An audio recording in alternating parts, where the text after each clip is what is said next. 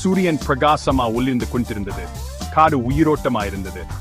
பிரகாசமான கண்கள்கிட்ட ஒரு மான் துள்ளி குதிச்சு ஓடிட்டு இருந்தது. அது ரொம்ப சந்தோஷமா இருந்தது.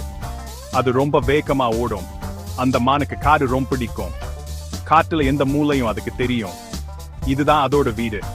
அது ஜூசியான இலைகளை சாப்பிடும். குளிர்ச்சியான தண்ணீர் குடிக்கும். அது சுதந்திரமா இருந்தது. மானுக்கு வாழ்க்கை நல்லா தான் போயிட்டு இருந்தது.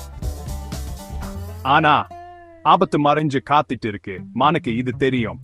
அது எப்போதும் கவனமா இருக்கணும். காட்டுக்குள்ள ஆழமா ஒரு புலி ஒளிஞ்சிட்டு இருந்தது.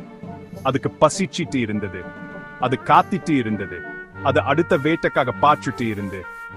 புலி பொறுமையா இருந்தது. அது உயரமான புல்லோட ஒன்னா மறைஞ்சிடுச்சு. அது அமைதியா இருந்தது.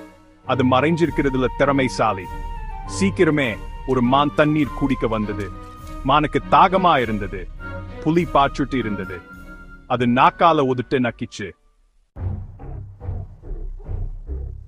மான் புலியை பாய்ச்சிடுச்சு. அதோட இதயம் வேகமா துடிச்சது. அது சீக்கிரமா யோசிக்கணும். அது துணிச்சலா இருக்கணும். மான் தாவி ஓடிச்சு. அது காற்ற விவேகமா ஓடிச்சு. அது மரங்களையும் புதர்களையும் தாண்டி ஓடிச்சு. புலி கர்ஜிச்சது. அது மான துரத்திச்சு. ஆனா மான் ரொம்ப வேகமா ஓடிச்சு. அது ஒரு சின்ன குகையை கண்டுபிடிச்சது. அது உள்ளே நுழைஞ்சிடுச்சு. புலியால உள்ளே போக முடியல. மான் காப்பாத்தப்பட்டது. அது ரொம்ப கலப்பா இருந்தது. அது பெருமையா இருந்தது. அது புலிட்டிருந்து தப்பிச்சிடுச்சு. அது தன்னோட தைரியத்தை பயன்படுச்சு.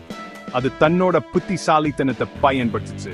எந்த ஆபத்தையும் சமாளிக்க முடியும்னு அதுக்கு தெரியும். மான் ஒரு முக்கியமான பாடத்தை கத்துக்கிச்சு. தைரியமா இருக்கிறதும் முக்கியம்.